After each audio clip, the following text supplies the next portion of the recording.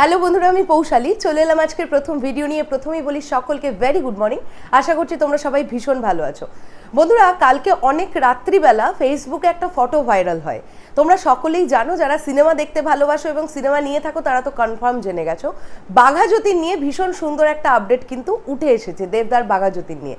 তো সেটা নিয়ে আমরা এই ভিডিওতে কথা বলবো এবং এই ডিসিশনটা ঠিক হলো না ভুল হলো সেটা নিয়েও কথা বলবো। কারণ সত্যি বলতে কি, ছোটবেলা থেকে গান বাজনা করেছি, তাই এই ডিপার্টমেন্টটা আমি একটু বুঝি, তাই এই বিষয়টা নিয়ে একটুখানি কথা বলবো। এবং তারপরে আমরা যেটা মোস্ট ইম্পর্ট্যান্টলি একটা বিষয় নিয়ে কথা বলবো, সেটা হচ্ছে এই যে জিদ্দার ফ্যান এবং দেবদার ফ্যান, এই যে ফ্যান ওয়ারটা শুরু হয়েছে সোশ্যাল মিডিয়া জুড়ে, এটাকে বন্ধ করা সম্ভব, কিভাবে সম্ভব সেই বিষয়টা নিয়েও কথা হবে এই ভিডিওতে। তাহলে চলো ভিডিওটা শুরু করা যাক।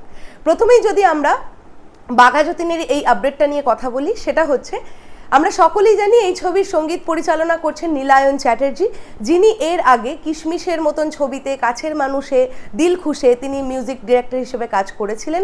আমরা আবারও বাঘা যতীনে কিন্তু তাকে মিউজিক ডিরেক্টর হিসেবে কাজ করতে দেখতে পাচ্ছি। তো গতকাল অনেকটা রাত্রি করে রূপম ইসলামের সঙ্গে নীলায়নদার একটা ছবি স্টুডিওর মধ্যে দাঁড়িয়ে তোলা, সেই ছবিটা কিন্তু মোটামুটি সোশ্যাল মিডিয়া জুড়ে ভাইরাল হয়েছে। তো সেখানে আমরা দেখতে পাচ্ছি বাঘা যতীনের যে একটা প্যাট্রিয়টিক সং আছে, যে গানটার নাম হচ্ছে এই আমার দেশ। এই গানটা কিন্তু রূপম ইসলাম গাইলেন এবং ডাবিং মানে ওনার রেকর্ডিং কিন্তু গতকাল শেষ হয়ে গেল। রেকর্ডিংয়ের পরেই একটা স্টিল ফটো আমরা দেখতে পেলাম। এবার বিষয়টা হচ্ছে, এই ডিসিশনটা রূপম ইসলামকে দিয়ে গাওয়ানো, এই বিষয়টা ঠিক না ভুল। কারণ আমরা কিন্তু রূপম ইসলামতে একদম রক গান বাজনা করতে দেখি, তো প্যাট্রিয়টিক সংটা ওনার গলায় কেমন যাবে? আমি মনে করি এই ডিসিশনটা একটা প্রচণ্ড ভালো ডিসিশন। তার কারণ, তোমাদের মনে আছে ৮-১২ বিনয় বাদল দীনেশ, ওটাও অরুণ রায়ের পরিচালনায় ছিল। ৮-১২ বিনয় বাদল দীনেশের টাইটেল ট্র্যাকটা রূপম ইসলামের গাওয়া ছিল, যেটা শুনলেই রীতিমতো গায়ে গুজবাম্পস ক্রিয়েট করে।